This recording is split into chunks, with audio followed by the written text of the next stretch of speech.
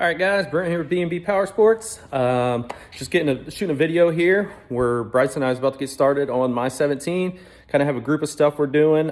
First things first, we're going to start off with putting a JLT Cold Air onto it. Second, we're going to put the iBach Pro springs that we put on Bryce's, same kit. Of course, we won't videotape it. We did step-by-step on it already. You can check one of our other videos. We will do step-by-step on the cold air kit. And all right, guys, starting here on the JLT air intake. Bring you over here. We'll start off with a 7 millimeter, 8 millimeter, 10 millimeter, and a T20 Torx bit. And I got everything out here as far as plugs, the air box itself, fingers, the mount there, and the air filter itself. So we'll get started here. We'll start off by removing the cover here, and then we'll start on doing some hoses. This one here, this one back here are both as far as just push button to come off. Pretty simple, as you can see, slide right off.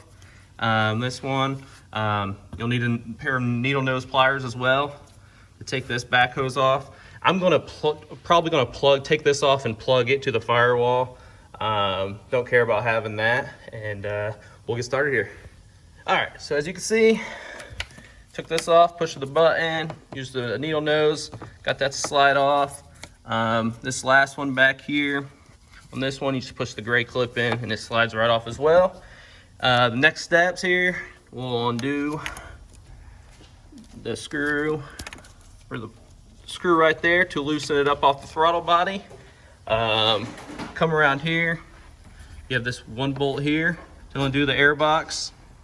And then you got the one snap there. There's a red clip on the bottom of this. It just releases, slide that right off.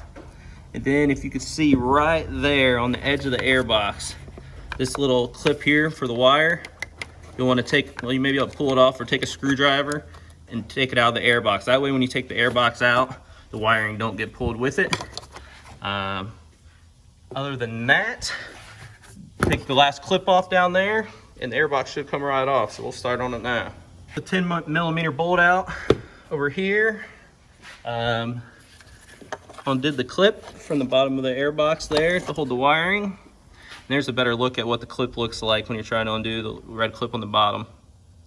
Slide it down. Loosen up the hose clamp there to take it off the throttle body. And I believe we should be ready to go. Let's slide her off. You want to go off the throttle body first.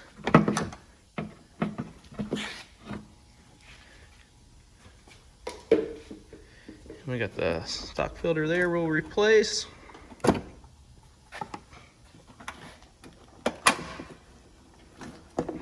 As you can see, that plug goes right down in that hole there. So you kind of got to wiggle it out of place there.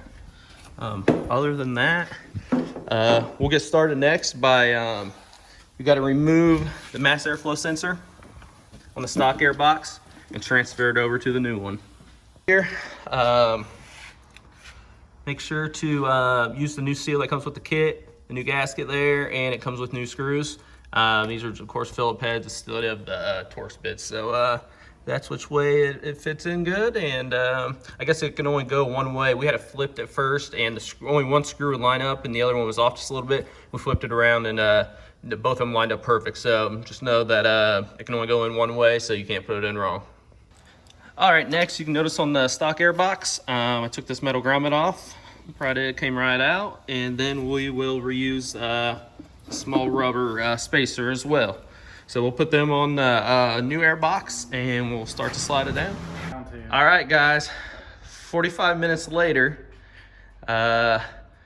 stupid sound tube finally comes off. We tried a little bit of everything. We have, I don't know how many different extensions. We probably had, I don't know, here's the other ones. I mean, it's ridiculous. Worst design ever. Retarded. So we use that many extensions.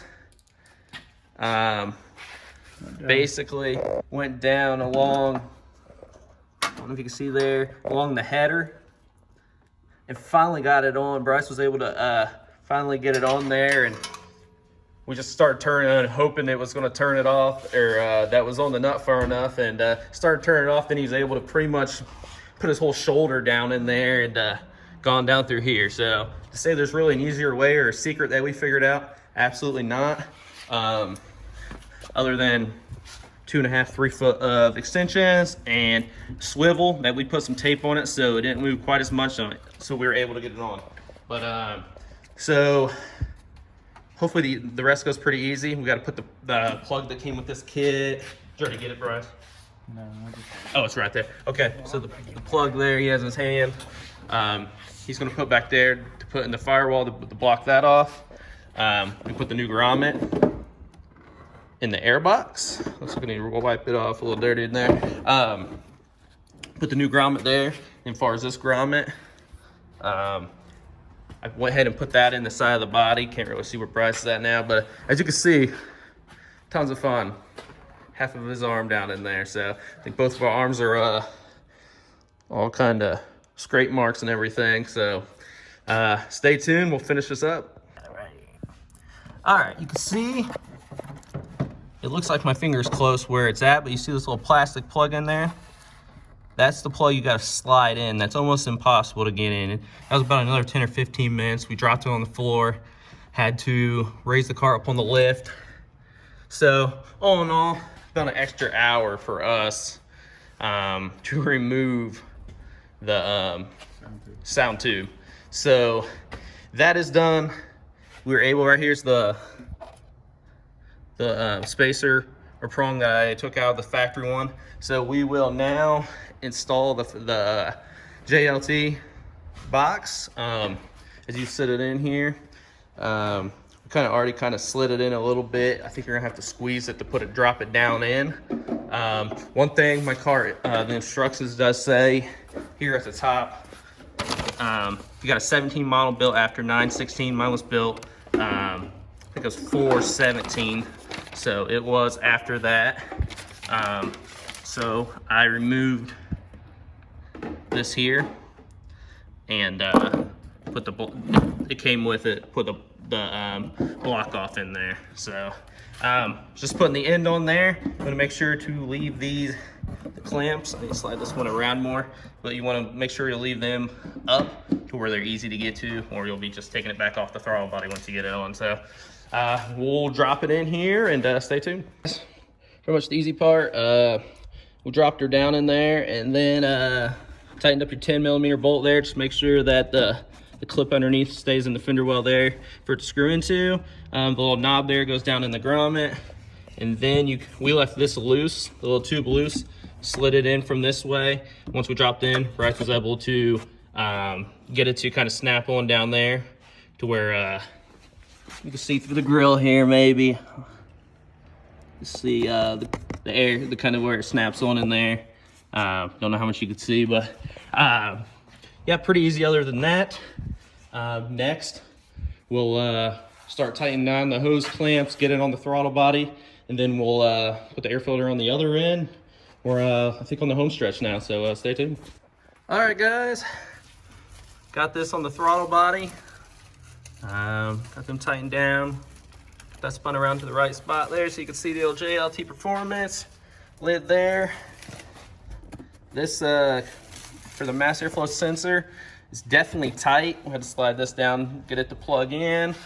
All that we have left, we did plug these right back in. Of course, just slid right back on and clicked them in place.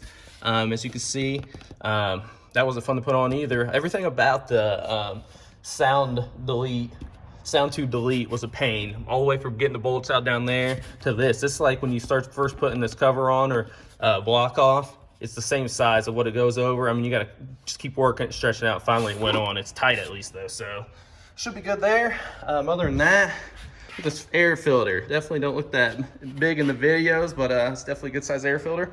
We'll slap that on and we'll call it an afternoon. So in the morning, we plan on getting started on the lowering springs. Hope we can knock that out pretty quick, considering we've done it before. While we're doing the lowering springs, I'm gonna go ahead and change the oil on it and kind of show that. It's pretty basic. Then tomorrow afternoon or Sunday, one or the other, we'll do the N-Gauge. I'll put the one tuned in.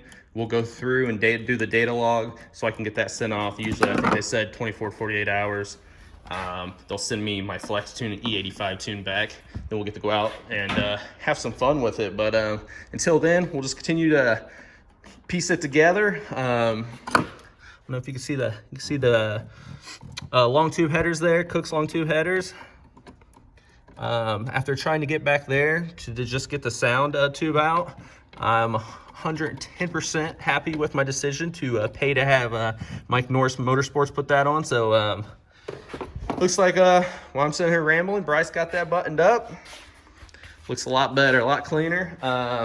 We'll put the cover, snap the cover back on, and we'll be good to go. So tomorrow I'll add to the video. We'll kind of maybe just do some quick shots as we're putting the lowering springs on. We won't go step-by-step detail because, like I said, we have another video.